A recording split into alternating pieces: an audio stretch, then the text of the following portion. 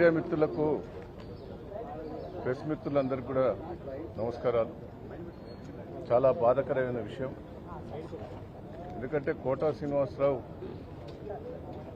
Film ఇండస్ట్రీనే ఒక పేరుగాంచిన వ్యక్తి.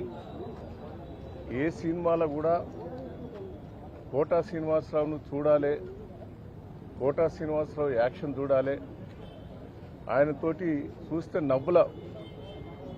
నవ్వులతోటి బయటకు వస్తారు. ఆయన ఒక పేరుగాంచిన వ్యక్తి. అసుంటి వ్యక్తి చనిపోవడం తెలుగు ప్రజలకే కాదు, తెలుగు ఇండస్ట్రీకి కానీ అందరికీ చాలా బాధాకరమైన విషయం. చాలా సన్నిహితమైన వ్యక్తి. నాకు కూడా దాదాపు 40 ఏళ్ల నుంచి పరిచయం. అప్పుడు తెలుగుదేశం బీజేపీ అలయన్స్లో కూడా కలిసి పనిచేశాం. చాలా నాకు సన్నిహితం. ఎక్కడికి పోయినా ఎక్కడ కలిసినా దయన్నా దయన్నా దయన్నా అని అంటాడు. నేను కూడా ఆయనతోటి చాలా పరాశకం వాడేది. ఆయన సినిమాలు ఎట్లయితే జోకులు వేస్తాడో ఆయనను చూస్తే కూడా నేను అట్లా జోకులు వేసేది. చాలా చనిపోవటం అందరికీ బాధాకరమైన విషయమే.